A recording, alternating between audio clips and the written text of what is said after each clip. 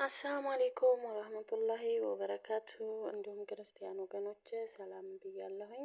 በያላችሁበት ሰላማችሁ ብዝዝት ይበልልኝ። ውድ የሀገሬ ልጆች እንዲሁም የቻናሌ ተከታታዮች ላይክ፣ ሼር፣ ሰብስክራይብ እያደረጋችሁ አበረታቱኝ። የምታበረታቱኝ ወንድሞቼ ከልብ አመሰግናለሁ። ኑሩልኝ፣ ክበሩልኝ። እንዲሁም ደግሞ ቤተሰብ ያልሆናችሁ ሰብስክራይብ በማድረግ የደወል ምልክቷን በማጥቆር ቤተሰብ እንሁን እላለሁኝ ማለት ነው። እና ዛሬ ደግሞ እንደተለመደው በሌላ ቪዲዮ ብቅ ብያለሁኝ ማለት ነው። እኔ ውዶች እናንተም ላይክ፣ ሼር፣ ሰብስክራይብ እያደረጋችሁ አበረታቱኝ። የነብዩላህ የሱፍ አለይሂ ሰላም የህይወት ታሪክ ክፍል 4 ይዤ መጥቻለሁኝ ማለት ነው። ማሮች ክፍል 4 ልጆቹም ከነዓንን ምድር ከገቡ በኋላ ቀሚሱን በያዕቆብ ፊት ለፊት ሲጥሉት ያዕቆብም ዓይኑን በራለት። ያን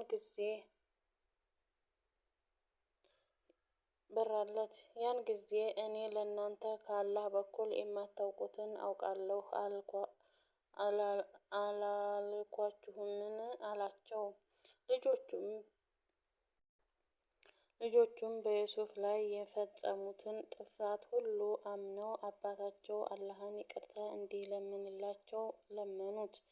አባታቸውም ወደፊት ለእናንተ ጌታዬን ምህረትን እለምንላችኋለሁ፣ እነሆ እርሱ መሐሪው አዛኙ ነውና አላቸው። አሁን የዩሱፍ ቤተሰቦች ሁሉም ከነዓንን ትተው ወደ ግብጽ ጉዞ ጀምረዋል። ሁሉም ተሰብስበው ግብጽን ካደረሱ በኋላ ዩሱፍም አለይሂ ሰላም መንገድ ላይ ከሀገሪቷ መሳፍንት ጋር ሆኖ ትልቅ አቀባበል አደረገላቸው። ዩሱፍም ወላጆቹን ላያን እና ያዕቆብን ዙፋን ላይ ሲያወጣቸው፣ ያዕቆብም ልጆቹን ይዟቸው ለተከበረው ልጅ ለዩሱፍ ሱጁድ አደረጉለት። ዩሱፍም አየህ አባቴ፣ ያኔ ድሮ ሕፃን ሳለሁ በህልሜ ያየሁትን ነገር ጌታዬ በእርግጥ እውነት አደረጋት። ከወህኒ ቤትም ባወጣኝና ሰይጣንም በእኔና በወንድሞቼ መካከል ከአበላሸ በኋላ እናንተን ከገጠር ባመጣችሁ ጊዜ በእርግጥ ለእኔ መልካም ዋለልኝ።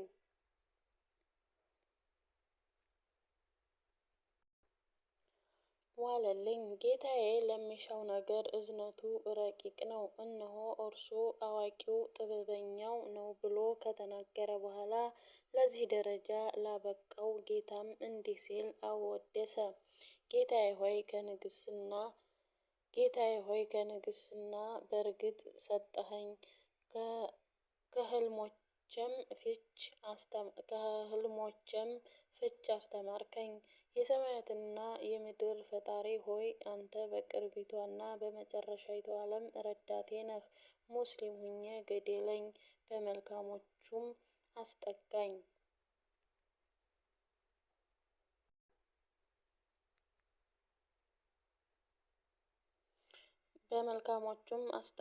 ከዚህም በኋላ ያዕቆብና መላ ቤተሰቦቹ በግብጽ ምድር ዩሱፍ ባዘጋጀላቸው አካባቢ ፍጹም ምቾትና ድሎት በሞላበት ኑሮ ይኖሩ ጀመር። ያኔ ያዕቆብ ዕድሜው 130 ነበር። በመጨረሻም ያዕቆብ በግብፃዊቷ ከተማ ለ17 ዓመታት ከኖሩ በኋላ በ147 ዓመቱ ይህችን ዓለም በሞት ተለየ። ያዕቆብም ቢሞት የግብጽ ሕዝብ ለ70 ቀናት ያህል ለቅሶ ከያዘ በኋላ ዩሱፍ የግብጽ ከበርቴዎችን፣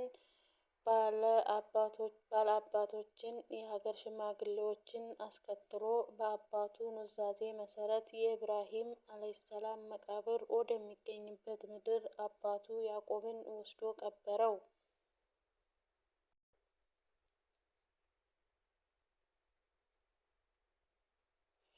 ዩሱፍም ከዚያን በኋላ ብዙ ዓመታትን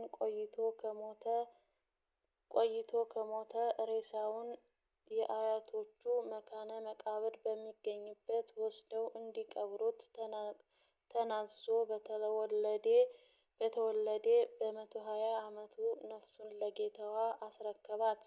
ይሁን እንጂ ኑዛዜውን አልፈጸሙለትም ነበር።